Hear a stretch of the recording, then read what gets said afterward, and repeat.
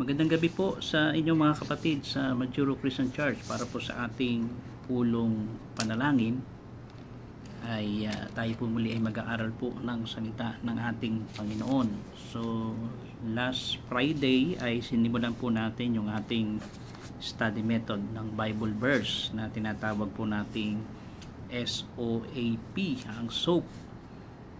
Ang SOAP na ito ay stands for S Scripture. Pipili tayo ng isang talata o dalawa para atin pong pag-aralan, no?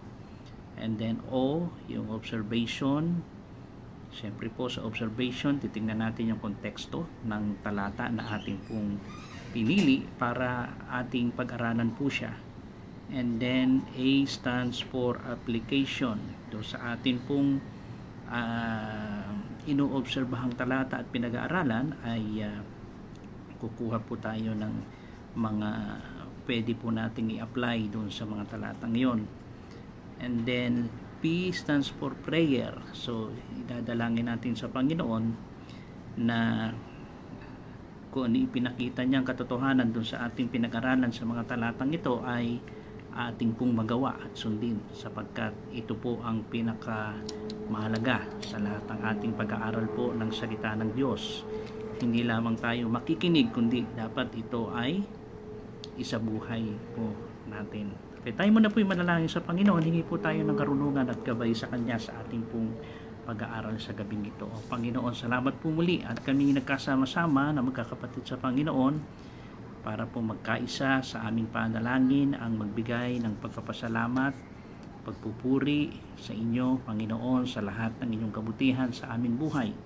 Pagpalain po ninyo ang aming muling pag-aaral, Panginoon, ng inyong mga salita sa talatang aming pag-aaralan. Ito po ay ituro po ninyo sa amin sa tulong po ng Banal na Espiritu na nanahan sa aming puso, na gagabay at magbibigay po sa amin ng karunungan upang maunawaan namin ang mga bagay na dapat po namin gawin sa aming mga buhay. Pangunahan niyo po kami sa gabing ito sa pangalan ni Jesucristo. Amen.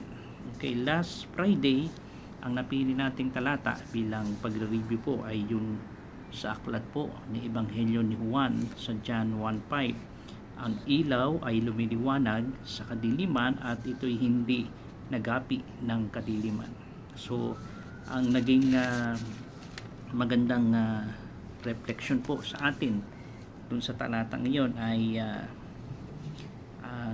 pagbabalik aral natin ay ano ang mga dilim sa aking buhay na tinatalo ng liwanag ng ating Panginoon Jesucristo, no? Yung mga naging karanasan po natin na madilim sa ating buhay, and then paano natin magiging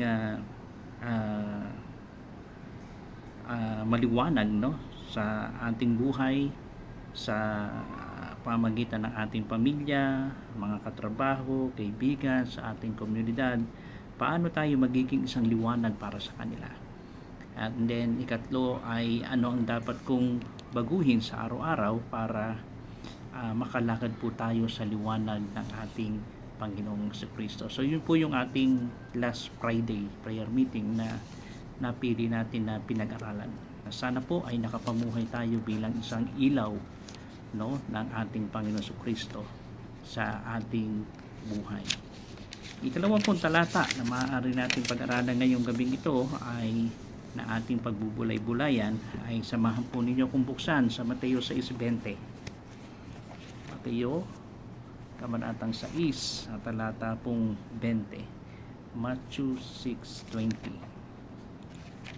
At ito po ay tingnan natin mabuti kung paano naman natin ito ilalapat po sa ating buhay. Matthew 6:20. Ito po ang sabi po ng Biblia sa salin po ng Magandang Balita Biblia.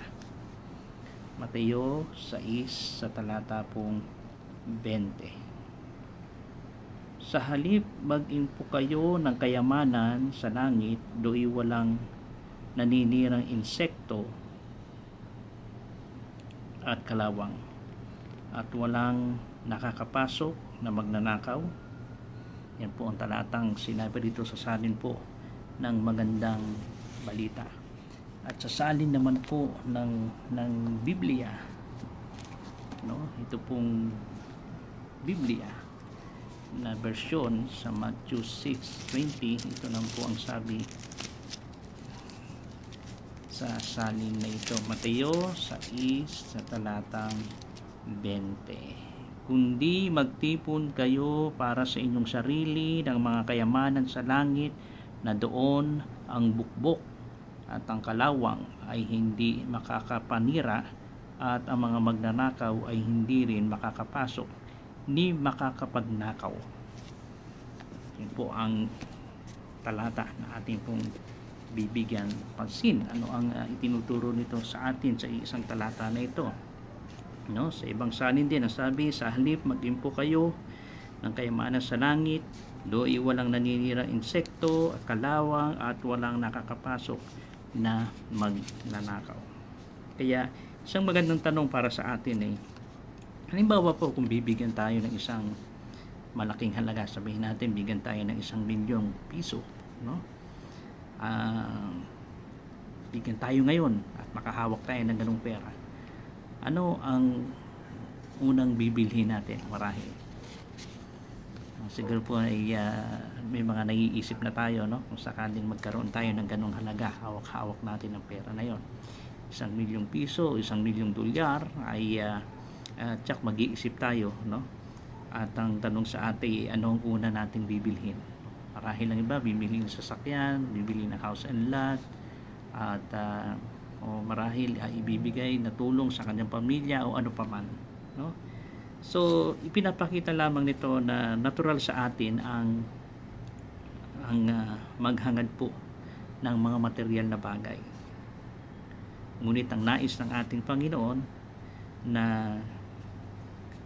maipakita na ilipat natin ang ating pananaw ng mas higit pa, no, sa mas mahalagang kayamanan, no? Kasi ganun po tayo talaga kapag natural sa atin na talagang maghangad tayo ng iba't ibang mga bagay dito sa mundong ito. Pero naniniwala ako sa talatang binasa natin ay gustong ipakita ng ating Panginoon dito na ilipat natin yung ating pananaw sa mas higit pa na may mahalagang kayamanan na maaari nating matamasa. At ang pag-aaral nito na makikita natin ay una na maaaring makita natin dito ay ang mga bagay sa mundo ay pansamantala, no? Lamang. Alam natin ang lahat ng mga bagay dito sa mundong ito ay pansamantala lamang. Kasi yung sinabi ng Panginoon na sa halip na mag-impok tayo ng kayamanan, no, dito sa lupa, ay mag-impok tayo ng yaman doon sa langit. So isa sa ipinakikita dito sa atin ay ang mga bagay sa mundong ito ay pansamantala lamang, no? Kung magkaroon tayo ng kayamanan dito sa mundong ito, magkano man ang halagang yan, magkaroon ka ng bahay, magkaroon ka ng trabaho, magkaroon ka ng tagumpay sa iyong buhay, lahat ng mga bagay na yan ay madaling mawawala, no? Isa sa ipinakikita dito ng ating Panginoon, lahat yan wala tayong dadalhin. Hubad tayong pumasok sa mundong ito ay hubad din tayong lalabas sa mundong ito. Wala tayong mananatiling mga bagay dito sa mundo na mananatili. Ang lahat ng iyan ay madaling mawala. Kaya nga ang sabi rito, ang sabi kasi sa mundong ito may mga insekto, may mga kalawang, at may mga magnanakaw, no? Mga paraan na ito ay maaaring mawala. At sa pamagitan po ng paanong bagay sa mga natural na kalamidad, di ba? Nakita natin sa mga panahon na nakaraan, ang tagulan dyan sa Pilipinas, maraming mga magagandang bahay na talagang nilubog na lang sa baha, no? Sa iba't ibang mga natural na kalamidad na nangyayari, maaaring mawala ang mga bagay na yan, mga krisis o kahit karamdaman, no? Nabigla na lang ang mga bagay na talagang napag-ipunan natin ay mawawala, no? Minsan sa mga karamdaman, no, bigla na lang malalaman mo na meron ka manugang karamdaman, and then kailangan mong gamitin ang malaking pera na halaga na yung naipon So ganun na lamang mawawala na napakabilis. At maaaring mag-aalis ng lahat ng mga ito. So talagang pansamantala lamang. Ang kayamanan sa langit ay walang hanggan, na maaaring ikalawang ipinakikita rito ng Panginoon dahil pinapayuhan niya tayo na mag-impok ng yaman sa langit. Okay? Kung sa mundong ito ay pansamantala ang mga bagay na maaaring maimpok natin, ng mga material na bagay, pero sa langit ito ay walang hanggan. Ito ay may mga gawaing mga eternal, no, na halaga. Napakagandang isipin natin yung mga bagay na meron tayo o iniipon natin, iniimpok natin sa ating buhay. Ito ba ay may halaga hanggang sa walang hanggan? Ano ba ang mga bagay na maaaring sabihin natin na may walang hanggan, na maaari nating pakinabangan? Ang ating pananampalataya sa Diyos, pananampalataya sa Panginoon, ito ay hanggang sa walang hanggan.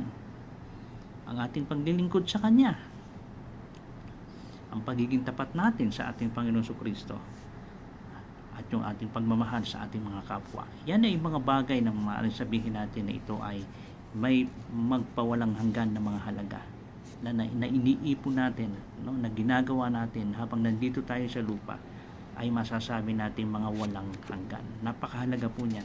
Pananampalataya sa Kanya, paglilingkod sa Kanya, at pagiging tapat sa ating Panginoon Kristo, at pagmamahal natin sa ating mga kapwa-tao, at lalong higit sa ating mga kapatid sa ating pananampalataya sa Panginoon. Hindi ito sabihin natin ay mawawala o maagnas o matutunaw na lang. Hindi ito mananako sa atin at hindi ito mawawala, sapagkat ito ay may halaga sa walang hanggan na kailanman ay hindi maaaring nakawin ginuman ang mga walang hanggan na ito. Ikatlo ay marahil ipinapakita rito ay ang prinsipyo ng ating mga prioridad sa buhay, no? Ano ba ang inuuna natin sa ating oras, lakas, at sa pera na meron tayo, na maaring ito ay nagpapaalala sa atin? Prinsipyo sa ating mga prioridad sa buhay. Ano ang mga inuuna natin, no, na ginagawa sa ating oras, sa ating lakas, at sa ating pera o mga ari-arian? Napakahalaga po na ito ay isipin natin at pagbulay-bulayan natin. Ano nga ba ang mga bagay na ginagawa at inuuna natin sa ating mga pera, oras, lakas na meron tayo? Magandang pag-isipan po natin yan, sapagkat ang direksyon ng ating puso ay sasabihin natin na ito ay sinusukat sa pamagitan ng ating pinahalagahan, no? Kung gusto nating makita at malaman yung ating direksyon ng ating puso, saan ba papunta ito, saan ba humihilig ito, saan papunta ito, ay masusukat natin ito sa pamagitan ng ating mga bagay na pinahalagahan, no? Doon patungo ang direksyon ng ating puso. Ano ba yung mga mas pinahalagahan natin? So doon papunta ang ating direksyon ng ating puso. Kung sa mga bagay dito sa mundong ito, lang, so doon sumusunod ang ating puso. Pero kung ang ating ginagawa, no, yung ating direksyon at ang pinahalagahan natin ay mga bagay na espiritual at walang hanggan, doon ang direksyon ng ating puso. Kaya ilang mga tanong na maaari nating itanong, no, sa atin ngayon ay, ano nga ba ang ibig sabihin ng kayamanan ng langit para sa iyo? Ano nga bang ibig sabihin nito? Gaano kahalaga sa iyo ang kayamanan ng langit para sa atin? At sa iyong buhay ngayon, saan na mas marami kang naiipon? Yaman dito sa mundo o yaman sa langit? Tanong po natin sa ating mga sarili yan. Sa ngayon, ano ba ang kalagayan ng ating buhay sa ngayon? Saan mas marami tayong naiipong yaman? Yaman ba dito sa mundo o yaman ba sa langit? Alam natin, no? At ito'y pinapaalala sa atin, ang yaman dito sa mundong ito ay mawawala. pansamantala lamang. Pero ang yaman sa langit, kailanman ay hindi mawawala sapagkat yun ay walang hanggan. At paano natin maipapakita sa araw-araw na inuuna natin ang kayamanan sa langit? Magandang tanong po sa atin yan, no? Paano natin ipinapakita sa araw-araw na talagang ang direksyon ng ating puso, ng ating buhay ay ang pagpapahalaga sa yaman ng langit? No? Ano ba yung ating mga ginagawa? Ano ang ating mga prioridad? Ano ang ating mga mas pinahalagaan? No? Napaka gandang pag-isipan at bulayin po natin ang mga bagay na ito sapagkat alam natin na sa dalawang ito ay doon lamang tayo mamimili at doon lamang tayo maaaring maging direksyon at patutunguhan ng ating puso. Yaman ba dito sa mundo ito na mawawala o ang yaman sa langit na magpawalang hanggan? Kaya ilang paglalapat na maaaring gawin natin ay maglaan tayo ng oras ngayon, no? Maaaring paglalapat natin, maaaring sabihin natin na maglalaan tayo ng oras sa mga susunod na araw upang maglingkod tayo sa isang tao na maaaring tulungan natin na hindi tayo maghahangad ng anumang kapalit. Isa sa maaaring paglalapat natin yan sapagkat ito'y parang nag-iimpok ka ng yaman sa langit. Meron ka bang nakikita na maaari mong tulungan, na magagawan mo ng tulong sa panahon ng kanyang pangangailangan at kailangan niya ng tulong, na hindi ka nag-iisip o naghahangad na babalikan ka niya para bayaran o para suklian ang iyong ginawa? No? Maaaring isa sa paglalapat po natin ngayon. O magsimula tayo sa maliit na hakbang sa pagbabahagi ng mga bagay, ng pagkain, no? O pagtulong sa iyong kapwa, o kaya ay ang pananalangin para sa iba, no?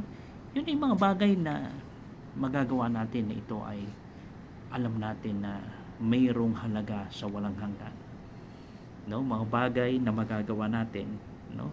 Kung nakikita mo na meron kang kakayahan para ibahagi, ano man ito, material na bagay o ano paman, pananalangin sa iba na nangangailangan, comfort, kaaliwan, no? Pagpapalakas sa iba, yan ay mga bagay na maaaring magawa natin na meron pong may walang hanggan na halaga at yaman sa langit na kailanman ay hindi mawawala. So, yan po ilan lamang sa mga paglalapat. At maaaring maglaan ka ng mga prioridad mo sa iyong buhay na alam mo at tinitimbang mo siya sa mga bagay na mayroong halaga dito sa lupa o may halaga hanggang doon sa langit.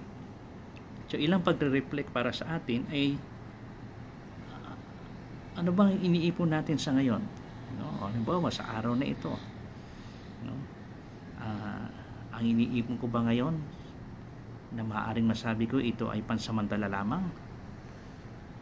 O ang iniipon ko ngayon ay may pangwalang hanggan?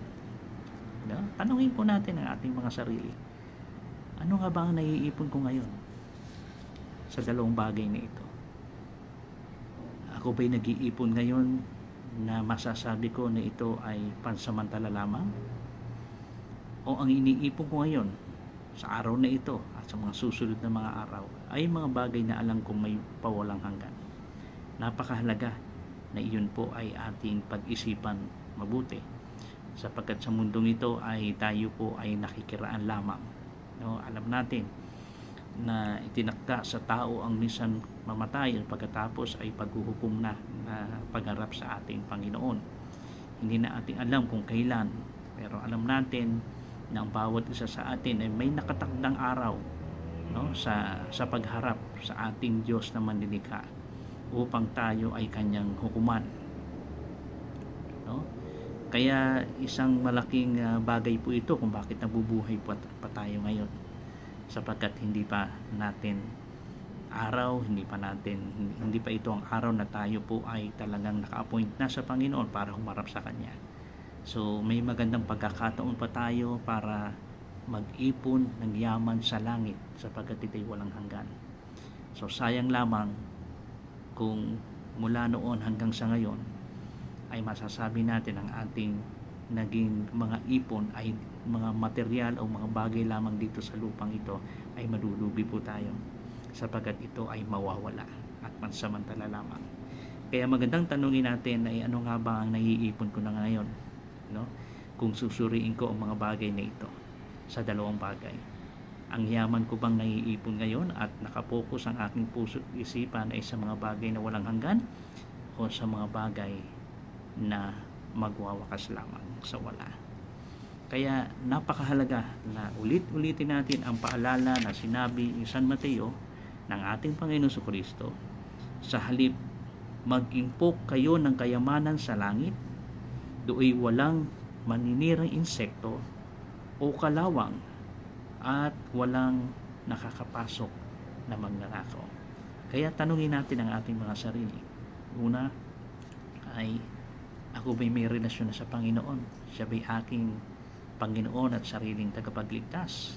Na unang napakahalaga na magkaroon ng pananampalataya na mula sa ating Panginoon, sapagkat ito ay may halaga sa walang hanggan. No? Ikaw ba'y may pananampalataya ngayon sa ating Panginoon Jesucristo? No?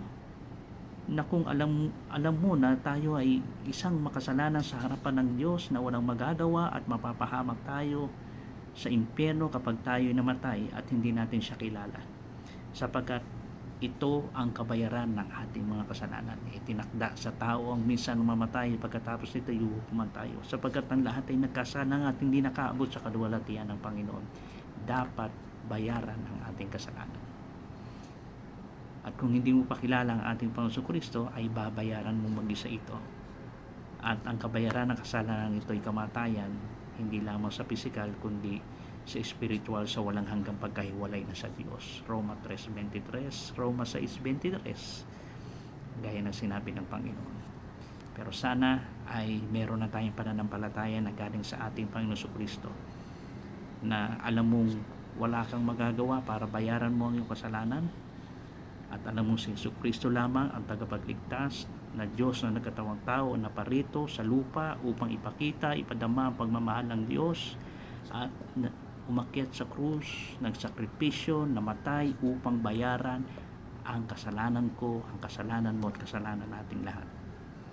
At sabi ng Panginoon, kung sino man sa kanya sasampalataya ay hindi mapapahamak kundi magkakaroon ng buhay na walang hanggan. Lumapit tayo sa Panginoon na may pusong nagsisisi sa ating mga kasalanan at tanggapin natin siya sa ating buhay bilang Panginoon at sarili nating tagapagligtas. At tayo bibigyan niya ng karapatang maging mga anak ng Diyos. At ngayon, kung meron na tayong pananampalataya sa Kanya, tayo ay anak na ng Diyos, kailangan nating sumunod sa ating Panginoon. At isa sa pinapayo ng ating Panginoon Jesucristo, mga kapatid, ay mag-ipon tayo ng yaman doon sa langit, sapagkat sa langit walang magnanakaw. Sa langit, no, mananatiling magpawalang hanggan ang mga bagay na yaman na inipon natin para sa Diyos. Okay? Pananampalataya sa Kanya, paglilingkod sa Kanya, pagiging tapat sa Kanya, pagtulong sa ating mga kapwa, pagtulong sa ating mga kapatid sa Panginoon. Ano mang mga bagay na ito na ginagawa natin para sa Kanya, ito'y magpawalang hanggan.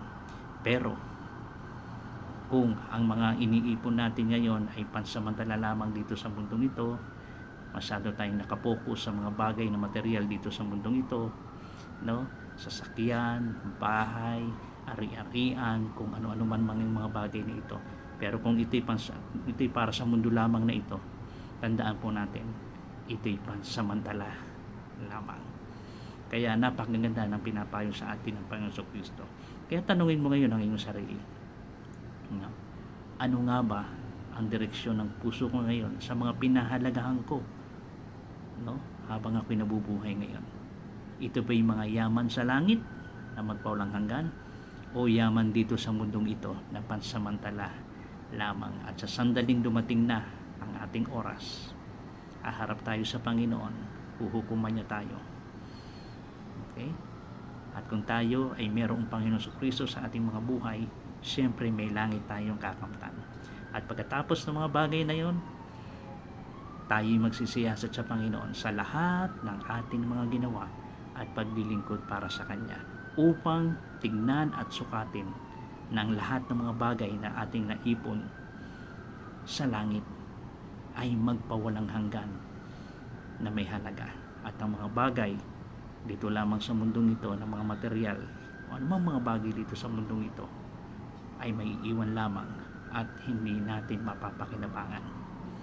Kaya nawa po ito'y maging pagpapala po sa ating mga kapatid, na gaya ng pinayo sa atin ng ating Panginoong Kristo, sa halip mag-impok tayo ng yaman sa langit, hindi lamang dito sa lupa.